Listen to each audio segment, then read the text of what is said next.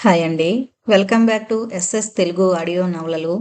ఈరోజు మీరు వినబోయే నవల పునర్నిర్మలనం. డాక్టర్ కొర్రపాటి గంగాధర్రావు గారు రచించారు. ఇక నవల్లోకి వెళ్ళిపోదాం. సర్కార్ ఎక్స్‌ప్రెస్ ఆ రోజుల్లో కరెక్ట్‌గానే నడిచేది. ఆ వేళ అలాగే నిడదవోలు దాకా బాగానే నడిచింది. తర్వాత అత్తిలి దాటి కొంత దూరం వెళ్ళి అక్కడ ఆగిపోయింది. తర్వాత గంట దాకా మరి కదల్లేదు. రైలు కట్టకు రెండు పక్కల 2 చెరువులున్నాయి. వాటి నిండా కన్నుల పండుగగా పద్మాలున్నాయి. చిరుగాలికి అల్లాడే అలల మీద తేలియాడుతూ చూడముచ్చటగా ఉన్నాయవి. చూపరులందర్నీ ఆకర్షిస్తున్నట్లున్నాయవి. బండి ఎంతకీ కదలకపోతే ఎవరి కాలక్షేపం వాళ్ళు చేస్తున్నారు. ఎవరి కబుర్లు వాళ్ళు చెప్పుకుంటున్నారు. అందరిలాగే ఫస్ట్ క్లాస్ కూపేలో ఉన్న సునంద, శ్రీధరం కూడా వారి సరస సల్లాపాల్లో వారు మునిగిపోయారు. కూతురు సంగతే మరిచిపోయారు. భువనేశ్వర్లో ఉద్యోగం శ్రీధరానికి.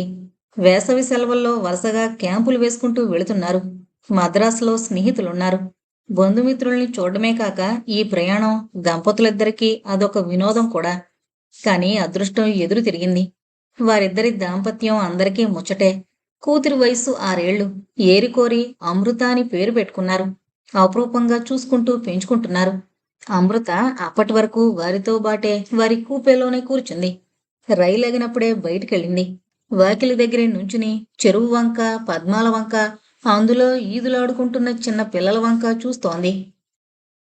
ఎప్పుడూ ఇన్ని పద్మాలను ఒక్కసారిగా చూడలేదేమో పరమానందం పొందుతూ ఉంది. చెరువులో ఈదులాడే పిల్లల అల్లరి అంతా ఇంతా కాదు. నడుం లోతు నీళ్లల్లో గంతులేస్తూ నీళ్లు చిమ్ముకుంటున్నారు. ఒళ్ళు మరిచిపోతున్నారు. అందరిలోనూ ఓ కుర్రాడు మరీని 10 ఏళ్లుంటాయేమో. నల్లని రంగు, నున్నని గుండు, కళ్ళు పళ్ళు తెల్లగా మెరిసిపోతున్నాయి. వాళ్ళ అల్లరి చూస్తూ నుంచుంది అమృత.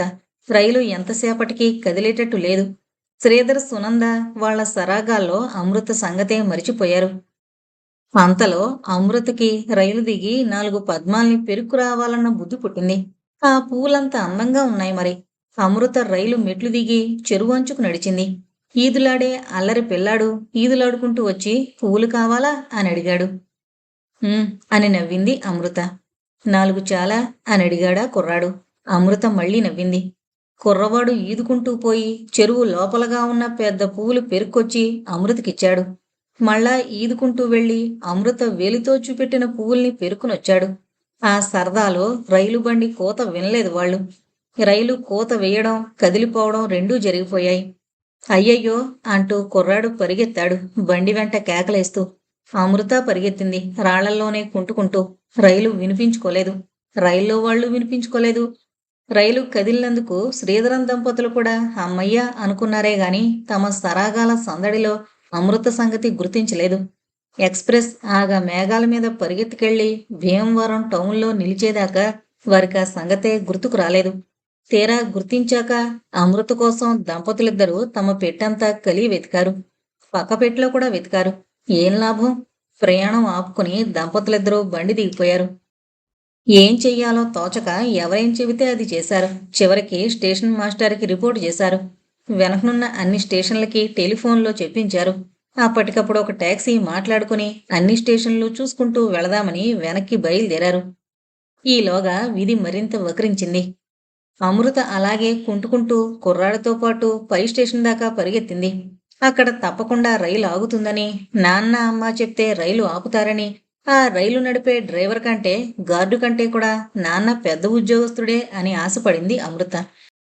కాని ఆ పై స్టేషన్ అంతా ఖాళీగా కనిపించేసరికి బిక్కపోయారిద్దరూ. ఎలాగంటే ఎలాగా అనుకుంటూనే ఉన్నారు చాలాసేపు. పోనీ వెళ్ళి స్టేషన్ మాస్టర్ గారిని అడిగితే అన్నాడు కుర్రాడు. వెళ్ళి ఆయన గది గుమ్మం పక్కనే ఇద్దరూ నిలబడ్డారు. లోపల మాటలు శుభ్రంగా వినబడుతున్నాయి. ఆ 6 ఏళ్ల ఆడపిల్ల, ఆ తెల్లని ఫ్రాకా, ఆహా మెళ్ళో బంగారు గొలుసు, చెవులకి లోలకులు, సరే అలాగే కనిపిస్తే ఇక్కడే ఉంచేస్తాను, లేదా పోలీసులకు అప్పగిస్తాను. అన్ని పోలీస్ స్టేషన్లకు చెప్తున్నారా? శుభం. ఓ అలాగే అంటూ స్టేషన్ మాస్టారు ఫోన్ పెట్టేస్తూ రంగయ్య రంగయ్య అంటూ బయటకొచ్చాడు. రంగయ్య ఏం మునిగిపోయిందో అనుకుని గబగబా పరిగెత్తుకొచ్చాడు. ఎవరో ఆడపిల్ల 6 ఏళ్లట. సర్కార్లోంచి దిగిపోయిందో పడిపోయిందోట. ఎవరో పాపం అన్ని స్టేషన్లకి ఫోన్ చేస్తున్నారు. ఇంకా చెబుతూనే ఉన్నాడాయన. అంతలోనే రంగయ్య ఆడపిల్ల అండి అన్నాడు ఆతృతగా. ఆ ఆడపిల్లే. ఆరేళ్ళ. ఆ 6 ఏళ్లట. మెళ్ళో బంగారం గొలుసట. చెవులకి లోలకలట. తెల్లని గౌను వేసుకుని ఉందట. సరిగ్గా అలాంటి పిల్లాను పిల్లాడును ఇక్కడే ఈ గోడ పక్కన నుంచునున్నారండి ఇందాక. ఆ నిజంగానే. ఆ నిజంగానే. కాళ్ళకి తెల్లని బూట్లు కూడా ఉన్నాయి. అయితే ఏరి ఏరి వెతుకు వెతుకు ఇక్కడే ఎక్కడో ఉండుంటారు వెతుకు. వాళ్ళిద్దరూ మరి నలుగురూ కలిసి ఆ పరిసరాలన్నీ వెతికారు. కానీ ఎవరికీ పిల్లల ఆచూకీ కనబడలేదు. ఏమై ఉంటారబ్బా? రంగయ్య ఆలోచనలో పడ్డాడు. అసలు సంగతేంటంటే అమృత ఆ కుర్రాడు స్టేషన్ మాస్టర్ గారు ఫోన్లో మాట్లాడిందంతా విన్నారు. కొంత కొంత అర్థమైంది. కొంత కాలేదు. స్టేషన్ మాస్టర్ గారి కళ్ళబడితే పోలీసులకి అప్పజెబుతారని మాత్రం అర్థమైంది. దాంతో ఇద్దరి గుండెల్లోనూ రైళ్లు పరిగెత్తాయి. రైలు పట్టాల వెంట పరుగెత్తారు. తర్వాత స్టేషన్కి. అప్పటికే చీకటి పడిపోయింది. చీకటి పడిపోతోంది. ఇంకా ఇంటికి వెళ్ళకపోతే నాన్న చావబోతాడు. ఎట్టా? అన్నాడా కుర్రాడు. మరి నేను? నువ్వు మా ఇంటికి రా.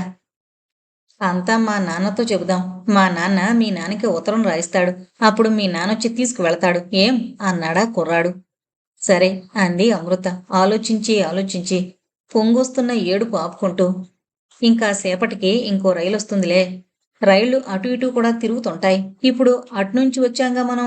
ఈ తడవ ఇటుపోయే రైలెక్కితే సరి. అలాగే అంటూనే గొల్లుమని ఏడుపు మొదలుపెట్టింది అమృత. నువ్వేడవకు మరి. నువ్వేడిస్తే నాకు ఏడుపొస్తుంది. ఆ స్టేషన్లో కూర్చునుండగా మరి కాసేపటికే రైళ్లు రెండొచ్చి ఆగాయి. నిడదవోలు పోయే రైలొకటి, నరసాపురం పోయే రైలొకటి. అమృత కుర్రాడు నిడదవోలు పోయే రైలు ఎక్కుదామనుకున్నారు మొదట. కానీ రైల్వే పోలీసు ఒకడు కనిపించాడు. అమృతను గుర్తించాడేమో. అమృత వంకే చూస్తూ అటే నడిచాడు కూడా. పిల్లలిద్దరికీ గుండెలు జల్లుమన్నాయి. రైలు కింద నుంచి దూరి అవతల వైపుకు వెళ్లి వాణ్ణి తప్పించుకున్నారు. నరసాపురం వెళ్లే రైలు అప్పుడే బయలుదేరింది. ఇద్దరూ అందులో ఎక్కేసి ఆ పోలీసు బారి నుంచి తప్పించుకున్నారు. మరి కాసేపటికి నరసాపురం చేరి ఏం చేయడానికి పోలుపోక కూర్చున్నారా కొత్త స్టేషన్లో. శ్రీధరం సునంద కారులో బయలుదేరి ప్రతి రైల్వే స్టేషన్ దగ్గర ఆగి అడిగారు. ప్రతి పోలీస్ స్టేషన్లో రిపోర్టు చేసి వివరాలిచ్చారు. ఏ స్టేషన్లోనూ పిల్ల కనిపించిందని గాని, రైల్లో నుండి పడి చచ్చిన పిల్ల శవం కనిపించిందని గాని బోగట్టాలేదు. అదొక దిగులైతే ఇదొక సంతృప్తి. చివరికి అత్తిలి చేరారు. కనిపించిన వాళ్ళందరికీ ఈ సంగతి చెప్పారు. ఓ రైతు అంతా విని చివరకన్నాడు. ఎవరో అలాంటి పెళ్ళేనండి. ఎంకయ్య కొడుకు రామిగడితో చెరువు దగ్గర ఆడుతూ రైలు కట్టయంటే వెళ్ళడం చూశాను అన్నాడు. దంపతులిద్దరికీ ప్రాణాలు లేచొచ్చాయి. ఎవరా వెంకయ్య? అదిగో ఆ చివరి ఇల్లు. దంపతులిద్దరూ వెంకయ్య ఇంటికి పరిగెత్తారు. అప్పటికే వెంకయ్య 4 రకాల వార్తలు వినున్నాడు.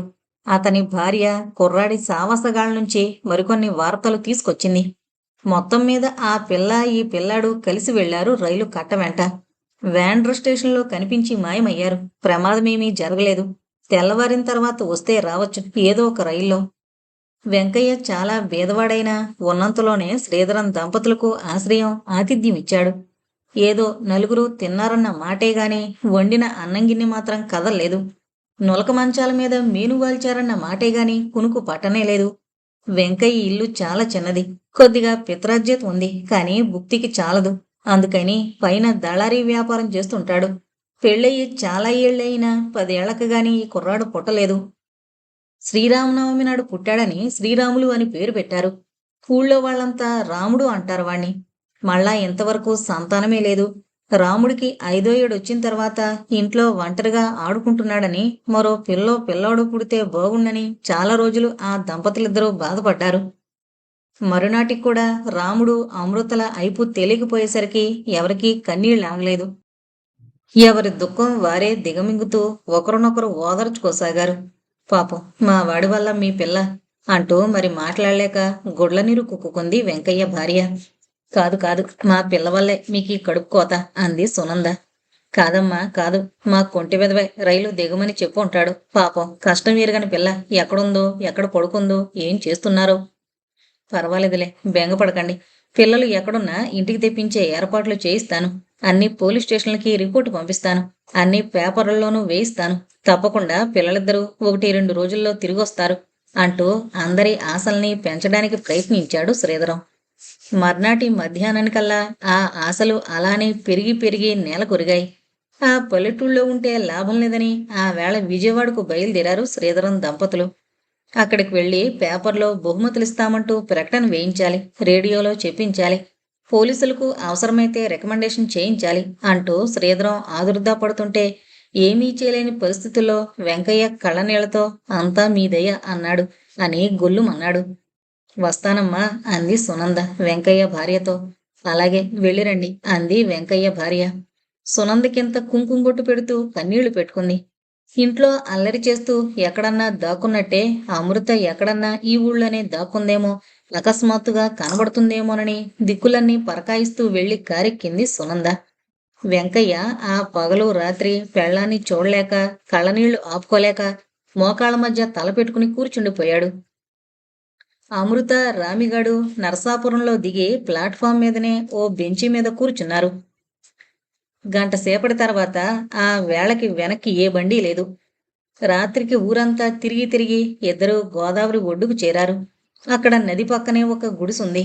దానిలో దేవుడున్నాడు గాని గుళ్ళో దీపం లేదు. గుడి చుట్టూ విశాలంగా అరుగుంది. చక్కగా నాపరాళ్ళున్నాయి. పర్వాలేదు, రాత్రికి ఇక్కడ పడుకోవచ్చు అన్నాడు రామిగాడు. ఇక్కడ అమ్మో అంది అమృత. మరేం భయం లేదులే. భయం కాదులే, మరి పక్కేది? పక్కలు కావాలంటే ఇక్కడ ఎక్కడి నుంచి వస్తాయి? రావా? రావు. మరి అన్నమో? ఏం ఆకలేస్తోందా? కళ్ళనీళ్లతో తల ఊపింది అమృత. నాకు ఆకలిగానే ఉంది, కానీ ఎట్లా? ఎలాగో ఇద్దరికీ తెలీదు. వెళ్ళి మంచినీళ్లు తాగు నదిలో. ఏం? ఇద్దరూ వెళ్ళి కడుపు నిండా నదిలో నీళ్లు తాగారు. రాముడికి రైలెక్కి ఇంటికి వెళదామనే ఉంది మనసులో. కానీ ఇంత ఆలస్యంగా ఇంటికి వెళితే అమ్మ తిడుతుందేమో. పైగా ఈ అమ్మాయిని కూడా తీసుకువెళ్ళినందుకు నాన్న కొడతాడేమో. నువ్వు భయపడకు, ఏడవకుండా ఉండు. మనిద్దరం అన్ని ఊళ్ళు తిరుగుదాం. ఏదో ఒక ఊళ్ళో మీ అమ్మా నాన్న కనిపించరా? నువ్వు వాళ్ళ దగ్గరికి వెళ్ళిపోదువు గాని తర్వాత నేను మా ఊరు వెళ్ళిపోతాను. ఏం అన్నాడు రామిగాడు. అలాగే అంది అమృత. రాముడికి ఇంతవరకు తెలిసిందల్లా ఒక అత్తిలి మాత్రమే. దగ్గరే ఉన్న తణుకు కూడా ఒక్కసారి వెళ్ళాడు. భీమవరం, నరసాపురం పేర్లు విన్నాడు. ఏదో 4-5 ఊళ్ళు వెతికితే చాలనుకున్నాడు. ప్రపంచం ఎంత పెద్దదో ఆ పసి మనసుకు తెలీదు. కాసేపటికి ఆకలి తగ్గిపోయిందేమో. నడిచి నడిచి ఇద్దరూ పూర్తిగా అలసిపోయారేమో. బాగా నిద్రపోయారు. తెల్లవారి ఎండవేడికి గాని మెలకు రాలేదు. మెలకు వచ్చేసరికి ఎదురుగా పెద్ద పడవ కనిపించింది. దాన్నిండా అరటిపళ్ళ గెలలు ఎత్తుతున్నారు. ఎవరన్నా 2-3 అరటిపళ్ళిస్తే బాగుండును. కానీ వీళ్ళిద్దరినీ ఎవరూ పట్టించుకోలేదు. అమృత ఇహ ఓపిక లేక లేచి నెమ్మదిగా వెళ్ళింది. ఎవరో చూడకుండా ఆ పడవలో ఎక్కి రామిగణ్ణి కూడా రమ్మని సైగ చేసింది. కాసేపటికి ఇద్దరూ ఆ అరటి గెలల మధ్యగా నక్కి ఉలక్కుండా పలక్కుండా ఒక్కొక్క అరటిపండే ఒలుచుకుని తింటూ కూర్చున్నారు. ఈలోగా పడవ బయలుదేరింది. భయం భయంగానే ఇద్దరూ పడవలో కూర్చున్నారు. ఎవరన్నా చూస్తారేమో, పట్టుకుంటారేమో, అరటిపళ్ళు తిన్నందుకు కొడతారేమో. తినే పర్వాలేదు, అంతగా కొడితే కొడతారులే అంటూ గుసగుసలాడాడు రామిగాడు. ఎవరూ చూడలేదు, పట్టుకుని కొట్టనూ లేదు. పడవ నడిపే సరంగు మాత్రం గెడవేస్తూ తిరుగుతూ వీరికి కనిపిస్తున్నాడు. వాడు చాలా లావుపాటి మనిషి. పెద్ద బొజ్జ, పెద్ద మీసాలు, విశాలమైన వీపు. వాణ్ణి చూస్తూనే నవ్వొచ్చింది అమృతకు. ఆ నవ్వులో భయాన్ని, బెంగని కూడా మరిచిపోయారిద్దరు. చేయరాని పని చేసింది అంతలో అమృత. చేతికందిన అరటిపండు తుంపి తీసి మెత్తగా పిసికి ముద్ద చేసింది. దాన్ని చేతికొద్దీ విసిరేసింది అతని వీపు మీదకి. అది వెళ్ళి చక్కగా పడవవాడి వీపుకు అంటుకుంది. అమృతకి రామిగాడికి కూడా ఒకటే నవ్వు. ఆ పడవవాడికి ఒకటే ఆశ్చర్యం. చుట్టూ కలి చూశాడు. ఎవరూ కనపడలేదు. పడవలో అంతా కలిపి ఉన్నది ముగ్గురే మరి. ఏదోలేమ్మని ఊరుకున్నాడప్పటికి. కానీ 2వ తడవ, 3వ తడవ, 4వ తడవ అమృత విసురుతూనే ఉందలా. అవి ఆ వీపుకి తగులుతూనే ఉన్నాయి. గురి కాస్తన్నా తప్పకుండా. పడవవాడు మొదట ఏదో లెమ్మనుకున్నాడు. తర్వాత దెయ్యం కాదు కదా అనుకున్నాడు. అనుకొని ఇదేదో తేల్చుకోవాలి అనుకున్నాడు. పడవంతా వెతికి ఇద్దరు పిల్లల్ని చూసి మొదట దెయ్యాలి అనుకున్నాడు. తర్వాత మామూలు పిల్లల్లాగే ఉన్నారుగా అనుకున్నాడు. ఎవరు మీరు అని గద్దించాడు. అన్నింటికీ జవాబు బిక్కమొహం, బిత్తర చూపులు, బొంగమూతి. పడవ వాళ్ళందరికీ ఈ పిల్లల్ని ఏం చెయ్యాలన్న సమస్య మిగిలిపోయింది. ఏమీ చెప్పకపోతే ఎవరేం చేస్తారు? సకినేటిపల్లిలో దింపేశారు. ఊరంతా తిరుగుతుండగా ఒక చిన్న పాకలో హోటల్ కనిపించింది.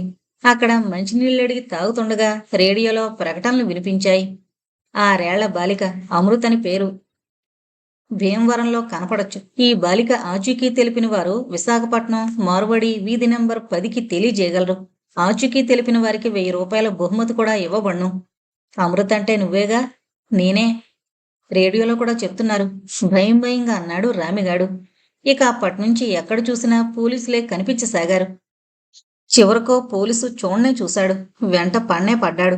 వాణ్ణించి తప్పించుకుపోవడానికి మరో మార్గం లేక బయలుదేరబోతున్న బస్సులోకి ఎక్కేశారు. ఆ ప్రైవేటు బస్సు నిండా జనం కిక్కిరిస్తున్నారు. కండక్టరు అందరికీ టికెట్లు అడుగుతూ వచ్చేసరికి అరగంట అయింది. ఏమైతే అయిందని ఇద్దరూ అందరితో బాటే నుంచుంటే ఎదురుగా కూర్చున్నాయన పేపరు చదువుతున్నాడు. ఆ పేపరు వెనక పేజీలో అమృత ఫోటో ఉంది. అమృత రహస్యంగా సైగలతో రాముడికి ఆ ఫోటో చూపించింది. నేనే అని సైగ చేసింది. మూగ భాషలో కళ్ళు మాట్లాడుతున్నాయి. ఏం చేద్దాం? దిగిపోదాం. ఎలా? బస్సు పరిగెడుతోంది. గుండెల్లో రైళ్లు పరిగెడుతున్నాయి. కండక్టర్ అందర్నీ అడుగుతూ దెబ్బలాడుతూ ఒక్కొక్కరికే టికెట్లు అమ్ముతూ వస్తున్నాడు. ఎలా ఎలా? అదృష్టం కొద్దీ ఏదో ఊళ్ళో బస్సు ఆగింది. ఇద్దరూ తలలూపుకున్నారు. బస్సు దిగిపోయారు. ఆ రాత్రి అక్కడే ఉన్నారు. ఇక్కడ బాగానే ఉంది కదూ ఆ నది ఒడ్డున కంటే. ఏం బాగో, నాకు నేల మీద నిద్ర పట్టదు. కాసేపు ఆగి మళ్ళీ అమృతి అడిగింది. నీకు ఆకలవడం లేదు? లేదు. మరి నీకు? అవుతోంది. అవుతోంది. ఎప్పుడో అరటిపళ్ళు తిన్నాం అంతేగా. పడుకో ఇలాగే. రేపు డబ్బులు ఎలాగన్నా సంపాదిద్దాం. ఏ? డబ్బులున్నాయి నా దగ్గర. ఆ? ఎలాగొచ్చాయి? బస్సులో పక్కనున్నవాడి బొడ్లో కనిపించాయి. లాగేశాను. ఎలాగా? ఇలాగా అంటూ నవ్వుతూ బొడ్లోంచి సంచి బయటికి లాగింది అమృత. దొంగతనం చేశావా? బిక్కమొహం పెట్టింది అమృత. ఎవరన్నా పట్టుకుంటే? దిగిపోయాంగా. ఎలా పట్టుకుంటారు? కాసేపు ఆగి అడిగింది అమృత. పట్టుకుంటే కొడతారా? కొట్టరు. మా అమ్మ ఎంత కావాలన్నా ఇస్తుంది. వాళ్ళకి కావాలంటే ఇంటికెళ్ళిన తర్వాత అమ్మని నాన్నగారిని అడిగి తీసుకుని ఇచ్చేద్దాం. ఆ, అదేం లాభం లేదు. వాళ్ళు కొట్టి వదిలేకుండా తీసుకెళ్లి పోలీసులకు అప్పచెప్తారు. తణుకులో ఒకసారి చూశాను. ఇలా జేబులు కొట్టిన వాడిని ఒకడిని పట్టుకుని 10 మంది తన్నుకుంటూ పోలీసుల దగ్గరికి తీసుకువెళ్లారు. మా నాన్నగారిని చూస్తే పోలీసులకు భయమే అంది అమృత ఏదేదో జ్ఞాపకం చేసుకుంటూ. ఆ పూటకి ఇద్దరూ వెళ్లి ఓ మిఠాయి కొట్టు దగ్గర ఏవేవో కొనుక్కుని తిన్నారు. మంచినీళ్లు బాగా తాగి ఆ బస్టాండు పాకలోనే పడుకుని నిద్రపోయారు. మర్నాడు నిద్రలేచేసరికి ఎదురుగా ఇద్దరు. ఒకడి చేతిలో పేపర్ ఉంది. ఆ పేపర్లో అమృత ఫోటో ఉంది. దాన్ని అమృతని చూస్తున్నాడు ఆ రౌడీ. అమృత మెడవంకే అక్కడున్న బంగారపు గొలుసు వంకే చూస్తున్నాడు రెండోవాడు. వాళ్ళని వాళ్ళ చూపుల్ని చూసేసరికి పిల్లలిద్దరికీ గాబరా పుట్టింది. మరో నిమిషంలో ఎగిరిపడి లేచి పరుగు తీశారిద్దరు. ఆ రౌడీలు వదల్లేదు. వెంటబడ్డారు. దారిలో దొమ్మరియాట జరుగుతుంటే అక్కడి జనంలో కలిసిపోయారు. కానీ రౌడీలు వదల్లేదు. ఆటంతా అయిపోయినా ఆ దొమ్మరి వాళ్ళని చూశాడు రాముడు. అమృత వదల్లేదు. వాళ్లతోనే వెళ్లి మరో చోట మరో ఆట దగ్గర కూర్చున్నారు. అప్పుడు గాని రౌడీలు వదిలి వెళ్ళలేదు. ఆ దొమ్మరాట పెద్ద శోభనాద్రి. పిల్లలిద్దరినీ ఆ సాయంకాలం చూశాడు. వెంటబడుతుంటే ఎవరో లెమ్మనుకున్నాడు. రాముడి చేత మధ్యలో బీడీలు తెప్పించుకున్నాడు. ఇద్దరు పిల్లలు అక్కడున్న దొమ్మరి పిల్లలతో కాస్త స్నేహం చేశారు. వాళ్ళు తిరుగుతున్న ఊళ్ళు ఇన్ని అన్నీ కావని తెలుసుకున్నారు. వీళ్లతోనే అన్ని ఊళ్ళు వెళదాం. మీ నాన్న వాళ్ళు ఏ ఊళ్ళోనన్నా కనబడితే అక్కడ నువ్వు ఆగిపోదువు గాని ఏం? అన్నాడు రామిగాడు అమృతతో. ఈలోగా అన్నమో? అదే చిక్కు. దొంగతనం చేద్దామా? వద్దొద్దు, ఆ పని చేయకు. చేశావా నీకు నాకు ఈ రోగమే. జాగ్రత్త. పోనీ ఈ గొలుసు అమ్మేస్తే డబ్బొస్తుందిగా. వద్దు. మీ నాన్నగారు కనబడితే గొలుసేది అని అడుగుతారు. అప్పుడు ఆయన గారికి ఇవ్వద్దు. కనుక ముందు దాన్ని ఓ పొట్లం కట్టాయి. ఎవరికీ కనబడకుండా గుడ్డ పేలికతో నడుక్కి కట్టుకో. ఏ రౌడీలైనా వెంటబడినా కనబడకుండా ఉంటుంది. ఏం? అలాగే చేసింది అమృత. ఆ పూట తిండి ఎలా అనే ఆలోచన ఆరంభమైంది అప్పటినుంచి. తిండి కావాలంటే డబ్బు సంపాదించాలి. అంటే ఏదో ఒక పని చెయ్యాలి. రాముడికి తనకి వచ్చిన పని ఏదో తోచనే లేదు. చివరికి ఇద్దరూ మళ్ళా దొమ్మరాట దగ్గరికే చేరారు. అక్కడే ఓ కొత్త ఆలోచన తట్టింది రాముడికి. ఈ దొమ్మరాటే మనము ఆడితే? నీకొచ్చా? రాదు, కానీ పాటలు పాడతాను. మా ఊళ్ళో నా పాటలు విని చాలామంది మళ్ళా పాడమంటారు. మరి హార్మోని మద్దెలు అవి లేవు. పద పోదాం, చెప్తాగా. ఇద్దరూ కలిసి వీధులు గాలించగా ఓ పెద్ద పాత డబ్బా దొరికింది. ఇక కావలసిందల్లా 2 కర్ర ముక్కలే. అవి దొరకగానే ఇద్దరూ వచ్చి ఆ దొమ్మరాట పక్కనే మకాం పెట్టారు. డబ్బా వాయించడం మొదలు పెట్టారు. 10 మంది చేరారు. రామిగాడి పాట, చేతగాని అమృత డబ్బా వాయింపు, ఈ రెండింటికంటే రామిగాడి కోతి చేష్టలు చాలా మందిని ఆకర్షించాయి. కొంతసేపటికి దొమ్మరాట దగ్గర జనం కూడా ఇటు మళ్ళారు. దొమ్మరాట లాంటి ఆశ్చర్యకరమైన మొగ్గలు లేవు వీళ్ళాటలో, కానీ దొమ్మరాట పలుమార్లు అందరూ చూసిందే. ఈ చిన్నపిల్ల బొమ్మలాట అది వరకు ఎరుగరు. చాలా మందున్నారని మరికొందరు గుంగూడారు. గుంపులో పడినవారు మరిక కదల్లేదు. రామిగాడి కోతి చేష్టలు కొందరికి నవ్వు పుట్టిస్తున్నాయి. అమృత రూపురేఖలు కొందరి చూపరుల్ని ఆకట్టుకుంటున్నాయి. రామిగాడు చొక్కా విప్పి కింద పరిస్తే 10 పైసలు, 5 పైసలు, మొత్తం మీద 3-4 రూపాయలొచ్చాయి. ఆ పూటకిద్దరూ తిండి తినగా ఓ రూపాయి మిగిలింది. దాంతో ఇద్దరికీ చిన్న ఘర్షణ బయలుదేరింది. సబ్బు కొందామంది అమృత. కాదు, చొక్కా పరవకుండా ఓ చిన్న ప్లాస్టిక్ పళ్ళెం కొందామంటాడు రాముడు. ఆ సాయంత్రం మరో చోట ప్రదర్శన. మరో 3 రూపాయలొచ్చాయి. ఇది బాగానే ఉందనుకున్నారు. అన్నిటికంటే ముందొక కంజీరా కొన్నాడు రాముడు. దాన్ని వాయిస్తూ పాటలు పాడుతుంటే చిన్నపిల్ల అమృత డ్యాన్సులా చేతులు తిప్పుతోంది. 10 పైసలు, పావలా, అర్ధ రూపాయి. ఆ దొమ్మరాటవాడికన్నా అంత మాత్రం వస్తుందో రాదో. త్వరలోనే వాడికి వీళ్ళో రకం పోటీదారులైపోయారు. ఓ రోజు వెతుక్కుంటూ వచ్చి మజ్జిగ చేసుకున్నాడు ఆ దొమ్మరాడు. మీరిద్దరూ నాతోనే ఉండరాదా? తిండి తిప్పలు అన్నీ నేనే చూస్తాను. పైన నా విద్యలన్నీ నేర్పుతానన్నాడు. ఆ దొమ్మరాట పెద్ద శోభనాద్రి దగ్గర 2-3 కుర్రాళ్ళున్నారు. వాళ్ళు అన్ని రకాల మొగ్గలు వేస్తారు, పాటలు పాడతారు. కానీ వాళ్ళ ముఠాలో ఆడపిల్ల లేదు. కొన్ని మొగ్గలు ఆడపిల్లలు చేస్తుంటేనే అందం, ఎక్కువ జాలి, ఎక్కువ డబ్బు. ముఖ్యంగా పొడుగాటి గెడ కొసమీద అడ్డంగా ఆడపిల్లని పడుకోబెట్టి పైకి ఆకాశంలోకెత్తి తన భుజం మీద నిలబెట్టి అంత ఎత్తు నుండి వదిలేసి ఆ ఆడపిల్లను చేతులతో పట్టుకోవడం. మొదట్లో భయం వేసిన తర్వాత ధైర్యం కుదిరింది. అన్నీ నేర్చుకుంది అమృత. అమృతతోనే రాముడును. 4-5 నెలల్లో మొగ్గలన్నీ వచ్చేశాయి ఇద్దరికి. మొగ్గలతో పాటు రామిగాడి వల్ల కొంత హాస్యం మిళితమవుతోంది ప్రదర్శనల్లో. క్రమంగా రామిగాడు దొమ్మరి వాళ్లల్లో రాము అయ్యాడు. అమృత అమ్ము అన్న అందమైన పిల్ల అయింది.